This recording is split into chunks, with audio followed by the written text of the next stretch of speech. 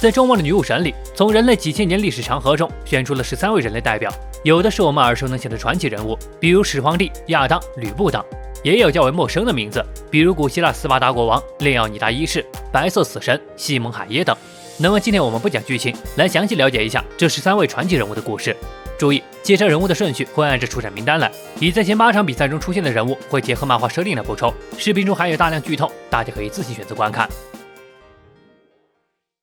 第1位人类代表是我们首位完成中华一统的传奇君王秦始皇嬴政。历史上的嬴政年纪13岁便继承了秦国王位，在七雄争霸的战国时代，先后灭掉其余6国，完成中华一统。执政期间，统一货币和度量方式，修万里长城，筑灵渠，更是奠定了中华2000余年政治制度的基本格局，被后人誉为千古一帝。而在女武神漫画里，作者大大对始皇帝显然是有详细了解的，文中也标注有出自《史记》。当然，为了漫画剧情，也做出了巨量修改，在外貌上将始皇帝刻画成了戴着眼罩，脸上有蜈蚣刺青的自信青年。在剧情上也别出心裁，因为在赵国人憎恨中长大，嬴政有一个特殊的体质，双眼所见的痛苦会化作自身的痛楚，别人对他的憎恨也会转变为实质性的伤害。为了尽可能减少痛楚，嬴政本能的学会了那扭曲的笑容，期望有一天能得到原谅。如同母亲般的春夜，为了减少嬴政痛楚，才送给了他一张丝巾蒙住眼睛。后来在回国的路上，春夜为了保护他牺牲，临死之前让嬴政一定要成为最棒的王。果然回国后的嬴政在父亲驾崩后便登基为王，以帝王之势横扫6国，完成天下一统。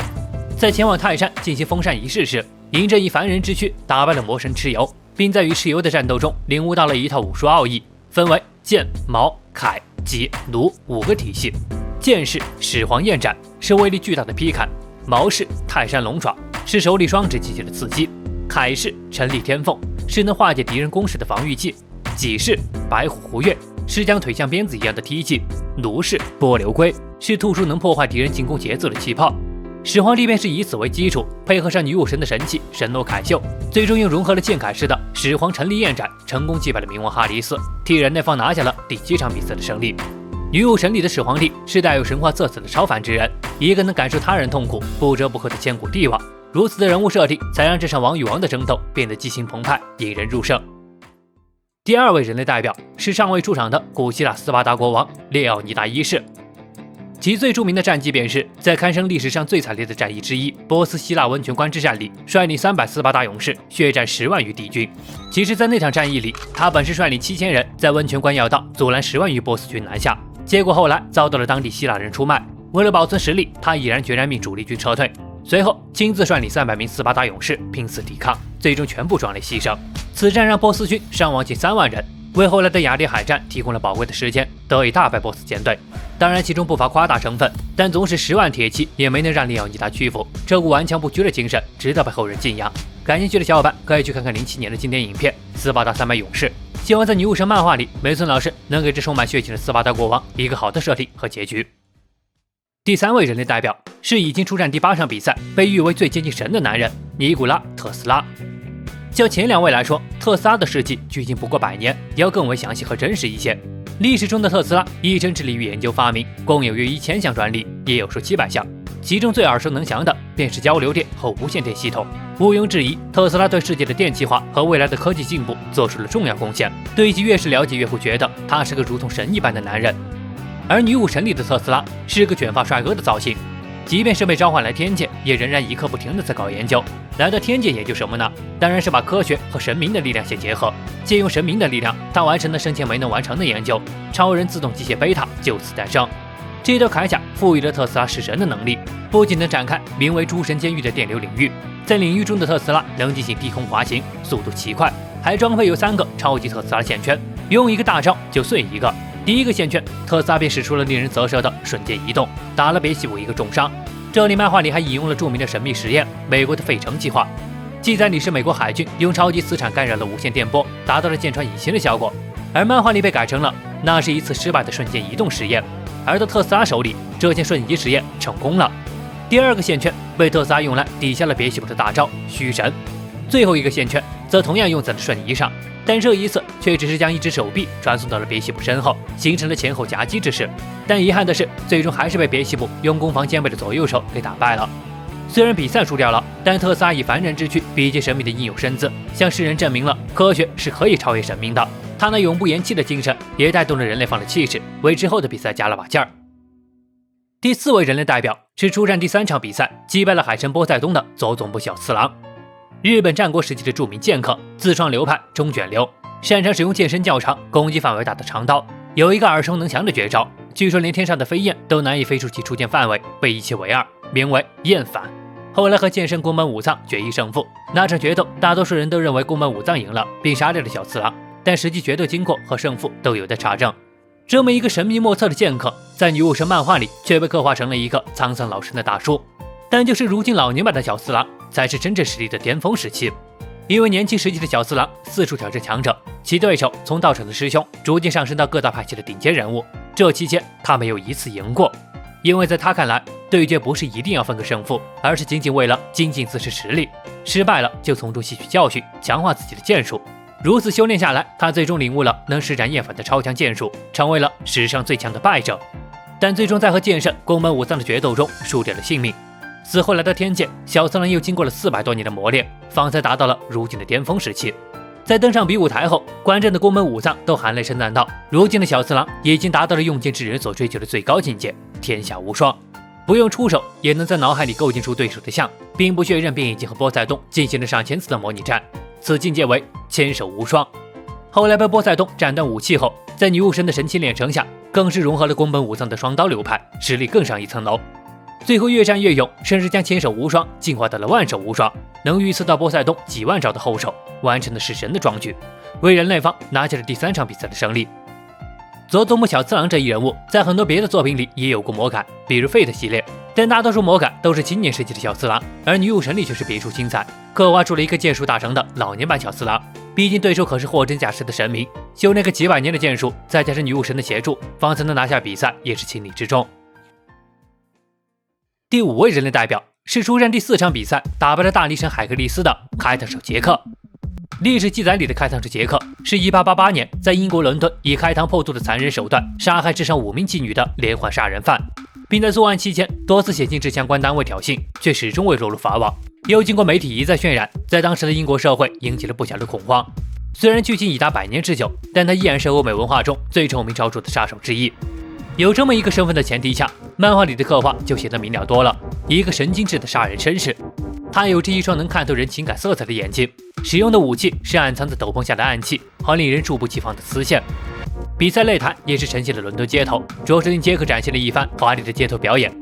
杰克的出战就好比将人类的邪恶和狡猾搬上了台面，就连女武神的神器锻造都被杰克用来骗了海克力斯。表面上说这柄剪刀是神器，后来又说是这个能神奇化物品的口袋，害得正义凛然的海克力斯3番2次的上当。最后才知道，原来那神器是杰克的手套，只要其碰过的东西都能变成是神的武器，包括凝结在其手套上的鲜血。这场战斗把人类狡猾和邪恶的一面展现得淋漓尽致。然而这就导致很多观众看了都不买账，觉得一个臭名昭著的杀人犯凭什么代表人类方出战？于是作者大大在后来的《开膛手杰克外传》里给出了答案：原来杰克并不是杀人魔杰克，并且还是他亲手杀死了正牌开膛手。除了开膛手外，死于他手里的坏蛋还不少。本人根本就是个有着自己行事风格、惩恶扬善的人。之所以代号为开膛手杰克，只是因为他在儿时杀了自己的妓女母亲，以此来讽刺自己罢了。具体详情这里就不细说了，感兴趣的小伙伴可以在麒麟主页找到杰克外传的解说。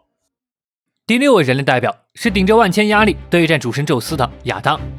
亚当是圣经中记载的神话人物，上帝按照自己的形象用泥土捏造了第一个人类。后来上帝又用亚当的肋骨创造了第一个女性夏娃。夏娃和亚当就如同东方的女娲和伏羲一般，是人类的始祖。夫妻俩起初共同看守着神的果园伊甸园，可后来两人受到蛇的引诱，偷吃了果园里的禁果善恶树的果子，被逐出了伊甸园。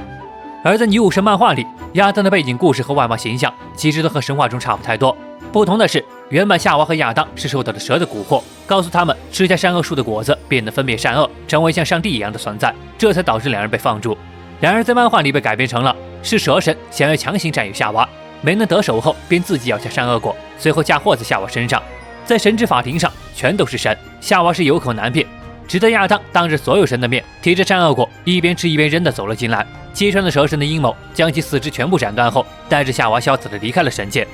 因为是由神直接创造而出，亚当各方面都极为接近神，并且有一双能复制神之招式的眼睛神虚视，配合上女武神的神器直呼，几乎全程都在模仿宙斯的招式，以同样的路数打得宙斯没脾气。直到宙斯开启了最终形态，实力暴涨，让亚当复制拳法，令身体达到了极限，最终在宙斯倒下的前一刻就这么站着死掉了。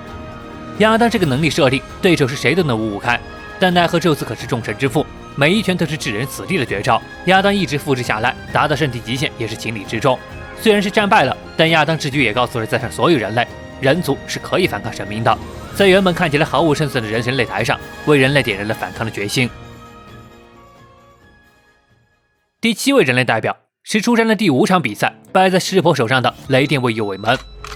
雷电是日本相扑界的传奇人物，被认为是相扑史上的最强力士。于1767年至1825年间，共有254场相扑比赛，其中只有10次败绩。了解相扑的大多知道，在相扑界的最高级别称号是横纲。虽然雷电并未被授予横纲，但后来仍被排列在历代横纲历史碑上，可见其在相扑界的影响力之大。而女武神漫画里魔改的雷电，显然已经超越了人类的范畴。幼年时便因为身上肌肉太过强大，令骨头承受不住，后来学会了名为摆臂的技巧，才压制住了肌肉，达到了身体的平衡。后来进入相扑界后，便打遍天下无敌手，甚至于他一直都未曾全力出手。直到来到天界，在女武神的神奇协助下，他才真正解放了肌肉力量，并且还能在战斗中将肌肉集中于一处，可做防御，也可强化攻击，如此才以凡人之躯力战湿婆。要知道湿婆的设定可是和宙斯、奥丁等同级别的主神，是印度的毁灭和破坏之神，能以肉搏的方式废掉湿婆3只手臂，足以看出其实力的强大。第8位人类代表是早早登场但一直坐在后台解说席的冲田总司。冲田总司是日本江户时代后期幕末的新选组队长兼剑术指导。这里先来简单讲讲什么是新选组。看过《浪客剑心》的朋友应该对这个名字不陌生。新选组的前身叫做人生浪士组，是日本幕末时期清幕府的一个浪人组织，可以理解为支持朝廷的民间组织。应级成员多数是流浪武士，遵循武士道精神，并拥有着卓越的传统剑术，被日本民众视为草根武士的代表。而冲田总司更是新选组的代表人物之一，在9岁时便成为了天然理性流派的弟子，拥有着极其出色的剑术天赋。后来和同门师兄近藤勇等人加入了新选组，由冲田所领导的一番队总能完成重要的任务。即使在剑号云集的新选组之中，冲田总司的剑术也是最强之一。而在女武神漫画里的冲田总司，实际是出自梅村老师的另一部作品《新传祖神魂歌》，同行的近藤勇同样也是。麒麟个人认为，这版的冲田总司会不会下水就难说呢？因为在漫画开篇就出现，并充当后台解说，怎么看都像是梅村老师从自个儿作品里搬来的彩蛋人物。毕竟要是真出战比赛，冲田总司的背景故事难道也要全部搬过来吗？兴许只是借此角色将2部作品都做过宣传，感兴趣的小伙伴可以去隔壁漫画瞅一瞅。第9位人类代表是尚未出场的格里高利·拉斯普京。这里的普京当然不是隔壁总统，而是19世纪俄罗斯帝国的神父，又被称为不死妖僧，是俄罗斯最具争议的历史人物之一。据说拉斯普京有着高超的催眠眼，能令人昏昏欲睡，传闻他用此招迫害了数不胜数的贵族少女。他还有着能治愈当代皇子血友病的超绝医术，为此被当代沙皇奉为座上宾。传言其还拥有着神奇的预言术。而在其身上最为神秘的，也因此被称为不死妖僧，还是因为他后来曾遭遇的3次刺杀。第一次是他不堪的行为让当地教会蒙羞，一个神父谋划多次欲要将其除掉，然而在搏斗中被拉斯普京逃掉了。第二次是一个曾被拉斯普京伤害过的妇女，以报仇雪恨为由，用尖刀捅破了拉斯普京的肚子，最终仍是被拉斯普京逃掉了，并且2周后便奇迹的痊愈了。第3次刺杀也正是成就了拉斯普京不死妖僧的神话。沙俄的几个贵族以美色引诱，让其实现了8块掺有氰化钾的蛋糕，但拉斯普京却安然无恙。后来他们干脆直接向拉斯普京开枪，其中1枪命中头部，并用哑铃猛击拉斯普京太阳穴，这才使其倒下。然而后来法医解剖的结果却令人意想不到，拉斯普京不是死于致命的创伤，而是溺水而亡。原来后来拉斯普京的躯体被扔进了一个冰窟窿，第2天才被发现。当时拉斯普京肺里全部都是水，在冰面下的冰水中存活了8分钟之久，堪称奇迹。这样一个淫邪的妖僧，和那开膛手杰克一般，都是臭名昭著。但目前尚未出场，也不好说作者大大会如何进行人物改变。麒麟倒是希望这妖僧能跳槽到神明一边，那人类方就能派出相信较劲的大预言家诺斯特拉姆斯与其对战了。既然说到了大预言家，那接下来就来讲讲这里10位人类代表，被女武神视为王牌选手的诺斯特拉姆斯。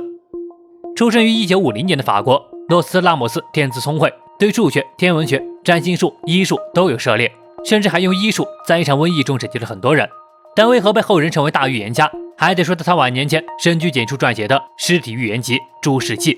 其中准确预言了未来众多的事件，例如拿破仑的出生、原子弹轰炸日本广岛和长崎、太阳系第8颗行星海王星的存在。当然，其中也有很多失败案例，例如其预言了1999年的世界末日，后成为了很多人的笑话。但不可否认，他是人类历史上最著名的大预言家之一。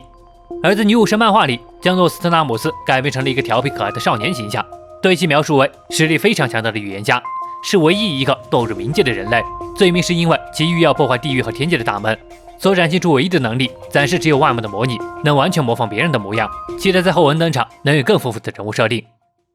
第11位人类代表是出战首场比赛败于雷神索尔的吕布奉先。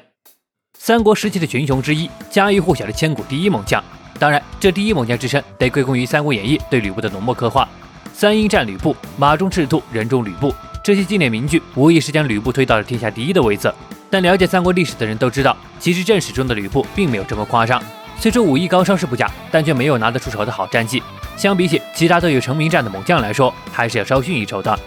而周末的女武神里的吕布，显然是根据千古第一猛将的形象来刻画的，更是直接将吕布塑造成了一个极端的武痴，打遍天下无敌手，甚至还能手刃野狼，单杀巨熊，完全已经超脱了人类的范畴。你以为作者大大没有了解过正史吗？其中有一段明确标注有出自《三国志》，吕布在被曹操拿下后，为了活命向曹操求饶，但这里被作者大大用了反正漫画设定了。这里的吕布之所以沦为阶下囚，实际是因为天下无敌，找不到对手了，感到了绝望罢了。死后来到天界，见到神明后，吕布才终于有了斗志。虽然其最终还是败在了雷神索尔手上，但比赛期间他手持方天画戟和赤兔马驰骋擂台的英姿，以及那能一击劈开云层的天残绝技，作为国外作者对吕布的刻画，已经是相当具有观赏性了。或许这就是作者大大为什么会将吕布的对战安排在首场的原因之一吧。第12位人类代表是尚未出场的世界狙击之王西蒙海耶，绰号白色死神的芬兰军人，在4个月不到的时间里射杀了500多回敌军，至今仍保持着世界第一狙杀记录。在当时的战场上，可谓是令敌军闻风丧胆的夺命死神。又因为身穿白色卫队的作战服，因此在白雪皑皑中连杀4个月都没被敌军发现，故被称为白色死神。并且在那个时代，他所使用的狙击枪可不比现代有着 bug 般的光学瞄准镜，他仅仅只是依靠步枪上面自带的铁质罩门和准心就完成了击杀。不仅如此，他还是一个近战突击队员，除了拥有高超的狙击能力外，他还擅长各种消灭敌人的技巧，算是个全能型的狙击手。目前为止，女武神漫画里海耶还未出场，不过料想一个狙击手应该也不会安排进行正面擂台，而是像第4场开特什杰克和海格力斯的伦敦街头赛一样进行特定场景的对战，想想就觉得应该会是一场非常精彩的比赛吧。第13位人类代表，也是最后一位，是有过一次镜头但尚未出场的坂田金时。坂田金时又名金太郎，是日本平安时代的民间传说人物，大将源赖光手下4大天王之一，曾一同参与过对山鬼9吨童子的讨伐战。传说中，坂田金时的母亲是山中女妖，其幼年时便能与熊相扑，天生巨力。民间故事里还常常将他和另一个人物绑定在一起，那便是从桃子里诞生的桃太郎。传说桃太郎有一位强有力的伙伴，说的便是手持利斧、力大无穷的五方五土之神金太郎。而在漫画里，坂田金时被刻画成了一副壮汉形象，一身力量感十足的肌肉，仔细看还能发现其脚指甲和妖怪一样，估摸这是半人半妖的形态吧，不禁让我想起了那个男人。目前出场只是答应了世家的请求，去调查屠龙英雄齐克飞去了。至于他本人何时出场，甚至会不会出场，都是个未知数。毕竟有像释迦牟尼这种从神明方跳槽的人类方的选手，要是13场比赛没有意外的话，人类方怎么说都会被挤下来一位。加上这坂田金时似乎和世家的关系很好，指不定这又是个后台型选手呢。